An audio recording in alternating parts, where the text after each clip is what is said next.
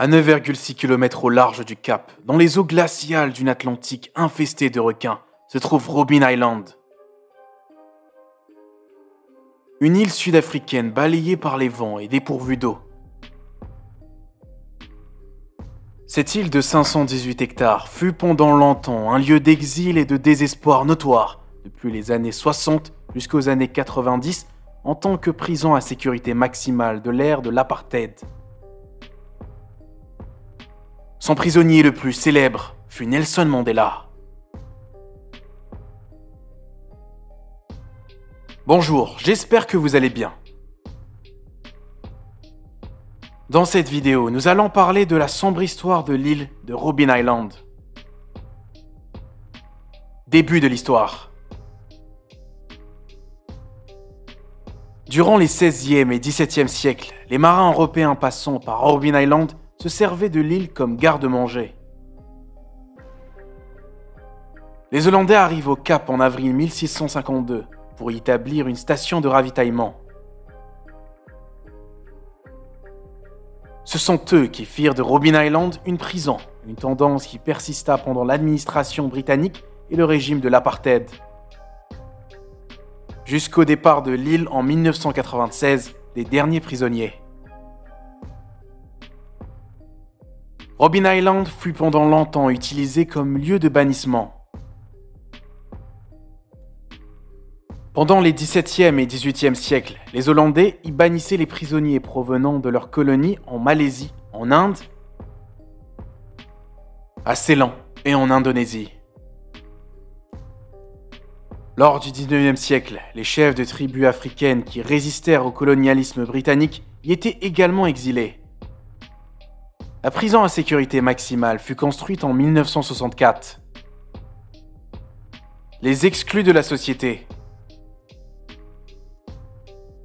Après la première occupation du Cap par les Britanniques en 1795, Robben Island continua à servir de prison aux prisonniers militaires, criminels et politiques. Cependant, les bâtiments furent convertis en hôpital pour malades chroniques, pour lépreux et pour patients atteints de troubles mentaux.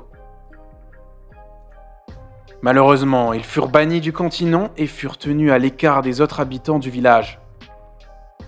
Les patients furent davantage séparés en fonction de leur race, de leur sexe et de leur classe sociale. Les enfants et femmes atteints de la lèpre furent séparés de peur qu'ils produisent des enfants malades. Après 1981, Robben Island fut le seul hôpital de la colonie du Cap pour personnes atteintes de la lèpre. Toute personne, hormis celle atteinte de la lèpre, fut mise au travail, les hommes dans les carrières amassant des pierres et les femmes effectuant des travaux de couture pour le gouvernement. Les prisonniers dormaient par terre et ne recevaient aucun traitement pour leur maladie. Ils étaient entravés et battus. Nous avons ici le témoignage d'un détenu lépreux qui dit ceci. Nous ne pouvons suffisamment remercier le gouvernement d'avoir pourvu à des êtres aussi malheureux que nous. Or, nous implorons en même temps le gouvernement de nous retirer de cet endroit où nous sommes contraints de vivre contre notre volonté et que Dieu exauce notre prière.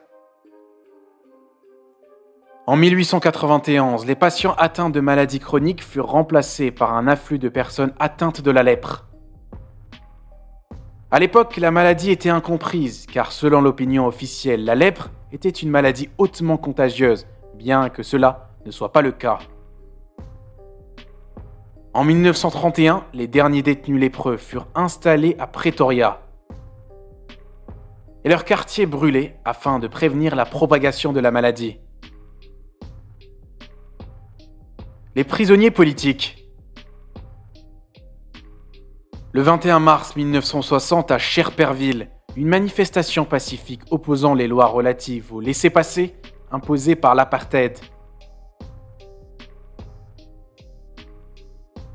Tournant en un bain de sang dans lequel 186 personnes furent blessées et 69 personnes furent tuées par balles par des policiers blancs.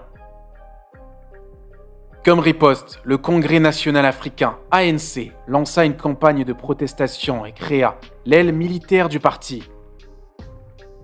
le MK ou le fer de la lance de nation. Le gouvernement de l'apartheid déclara l'état d'urgence et interdit l'ANC et le Congrès panafricain et arrêta des milliers de personnes, y compris Nelson Mandela, en août 1962 pour avoir quitté le pays sans passeport. Une fois de plus, Robben Island devint une prison où logèrent à la fois les prisonniers de droit commun et les prisonniers politiques. Comme autre prisonnier politique, on peut citer Robert Sobukwe, fondateur du Congrès panafricain, qui fut condamné pour incitation à la révolte. Pratiquement tout le commandement de l'ANC fut arrêté en 1963, lors d'une descente de la police en périphérie de Johannesburg. Accompagné de 7 de ses camarades, Nelson Mandela, qui purgeait déjà une peine de 5 ans, fut jugé et condamné à vie. 7 de ces hommes furent envoyés à Robben Island, là où étaient détenus les prisonniers non blancs de sexe masculin.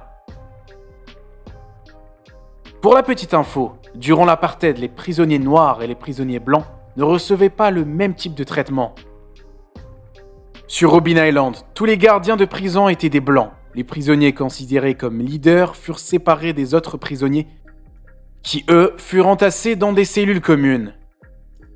On pouvait retrouver près de 60 prisonniers occupant des cellules conçues pour 20 personnes. De plus, ces cellules n'avaient ni toilettes ni eau courante.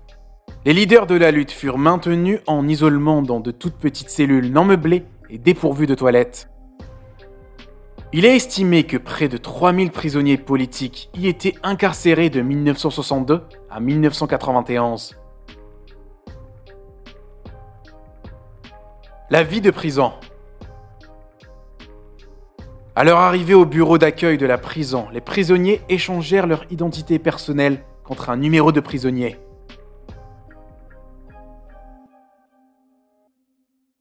Ils subissaient des discriminations raciales et étaient répartis en fonction du régime alimentaire et de l'habillement. Les prisonniers politiques noirs furent contraints de porter le short plutôt que des pantalons et reçurent des rations alimentaires plus maigres que celles de leurs camarades asiatiques ou métissés. Les détenus étaient obligés d'utiliser des seaux en guise de toilette.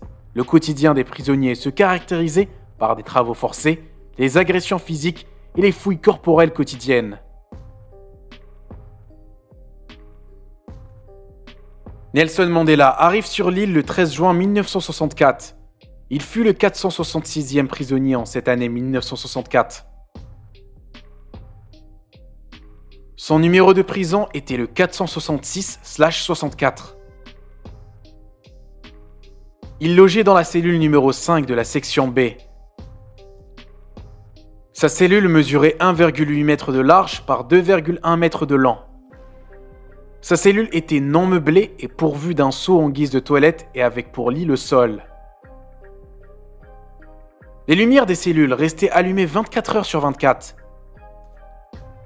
Tous les 6 mois, il avait le droit de recevoir la visite d'une seule personne pendant une demi-heure, ainsi qu'une lettre lourdement censurée. Dans son ouvrage autobiographique intitulé « Un long chemin vers la liberté », Nelson Mandela indique que les prisonniers étaient réveillés à 5h30. Ils devaient se dépêcher de rouler leurs tapis et nettoyer leurs cellules. Le petit déjeuner était suivi par l'inspection, dont toute infraction était passible d'isolement cellulaire ou de suppression des repas. Après le petit déjeuner, les prisonniers allaient travailler dans la cour ou dans les carrières où ils martelaient les pierres.